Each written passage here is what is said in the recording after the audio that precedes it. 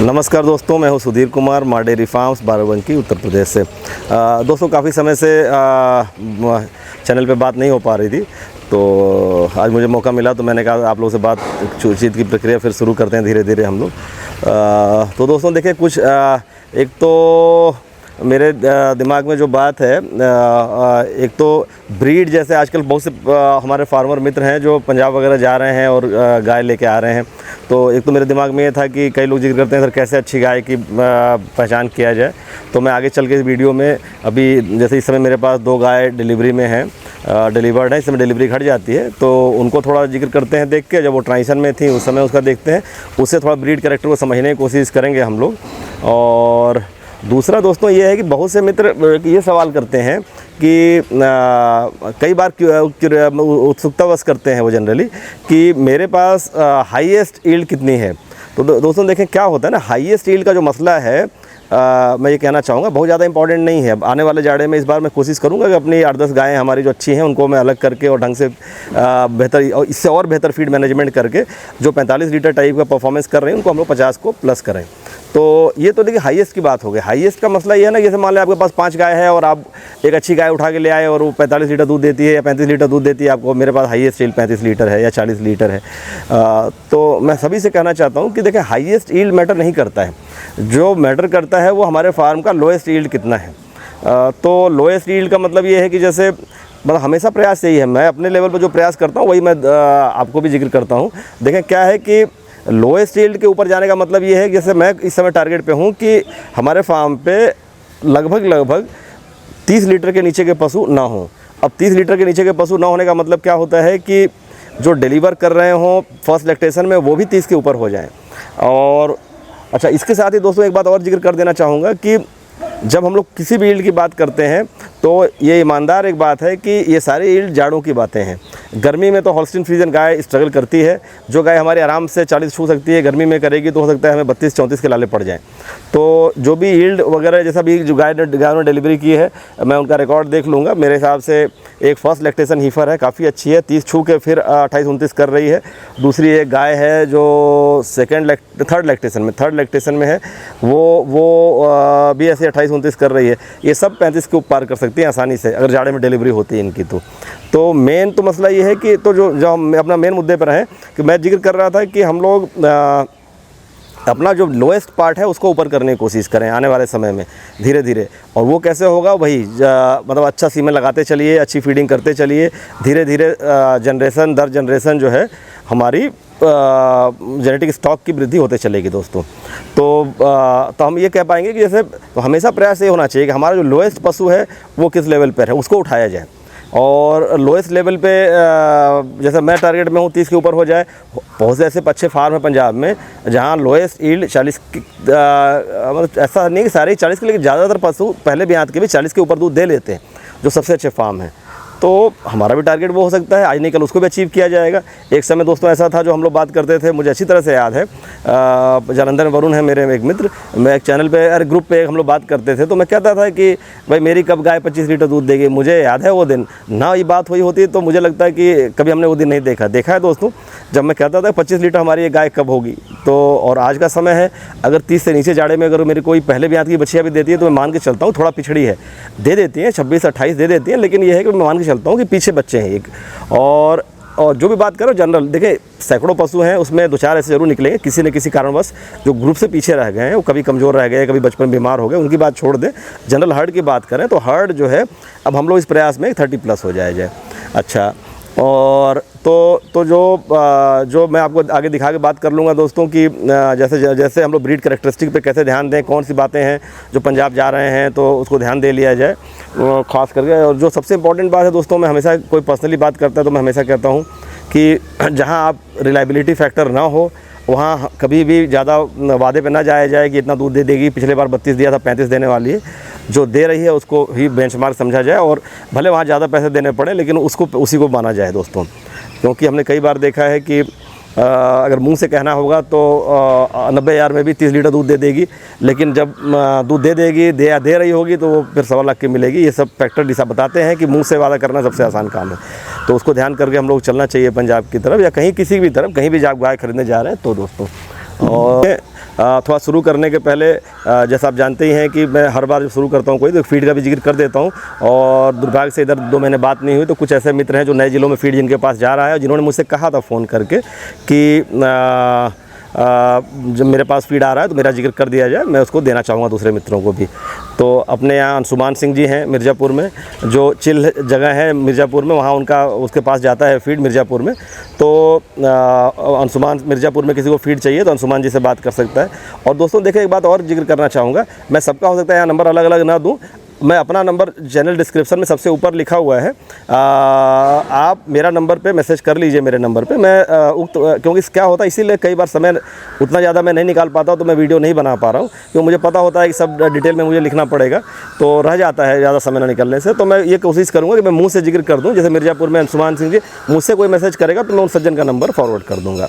और दूसरा ये है कि इधर हरदोई में फीड ले जाना शुरू किया है संडीला की तरफ, ये अपने महबूब खान साहब हैं, वो उन्होंने कहा था कि फीड का मुझे बहुत अच्छा रिस्पांस मिल रहा है, तो मैं चाहूँगा कि और मित्रों को ज़रूर मिले, और मैं मिनिमम मार्जिन पे उनको देना चाहूँगा। या बल्कि उन्होंने तो कहा था कि मुझे कोई मार्जिन ना मिले कोई मतलब नहीं है, मैं चाहूँगा कि दूसरों को भी पता चले कि फीड ऐसा होता है। बहुत अच्छी बात है, महबूब खान साहब ने इतना अपना वो सहयोग हम लोग को दिया है, तो हम लोग चाहेंगे कि किसी को भी उधर सीतापुर या हरदोई की तरफ फीड चाहिए तो महबूब खान साहब का नंबर मैं उसको दे सकता हूँ, संडीला के आसपास।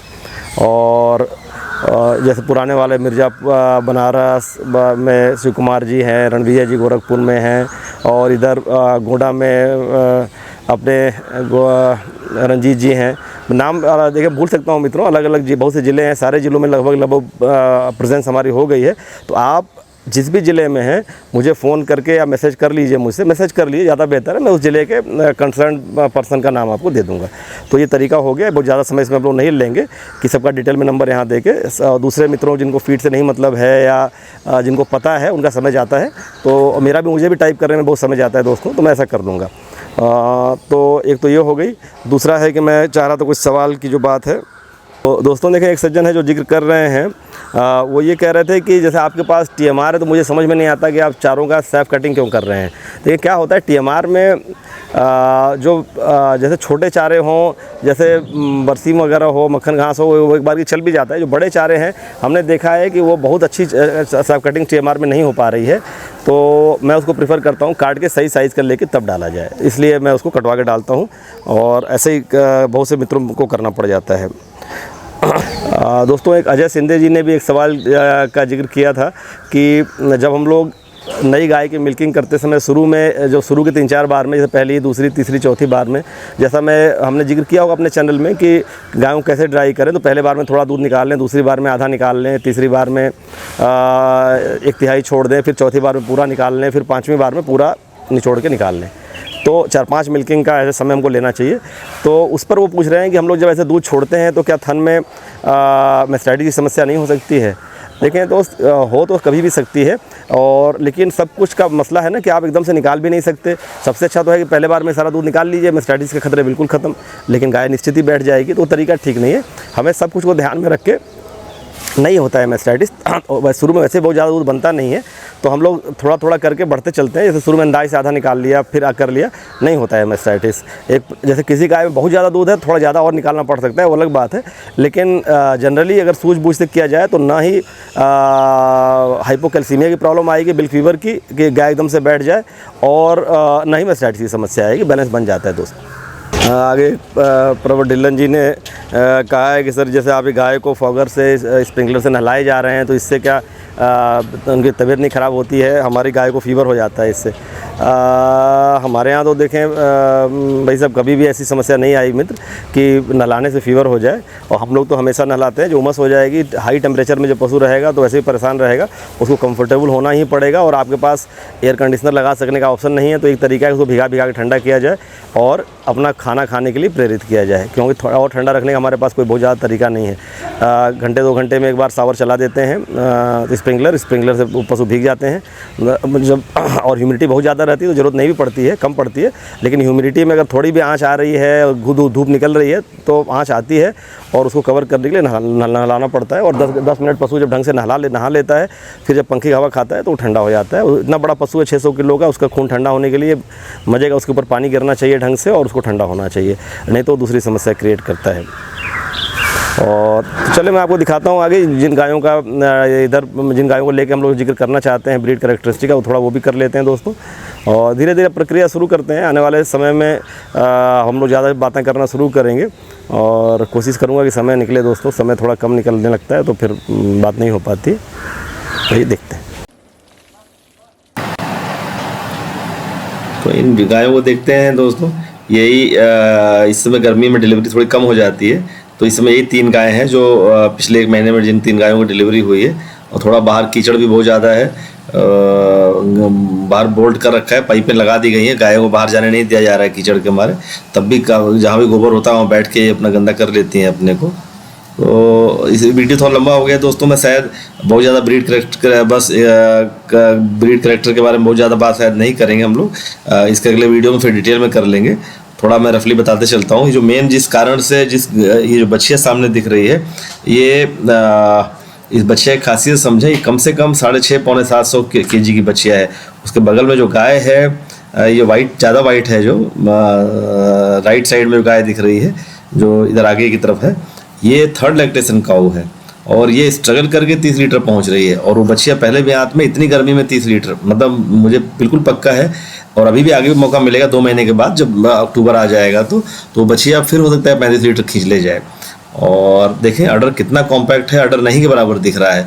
और 30 लीटर तक पहुंच गई थी, इधर 1-2 लीटर घट के 28-29 कर रही है। लेकिन बहुत ही अच्छी बच्चिया है, CRI गैलेक्सी की बच्चिया है और बहुत ही बड़े साइज़ की अच्छी बच्चिया है।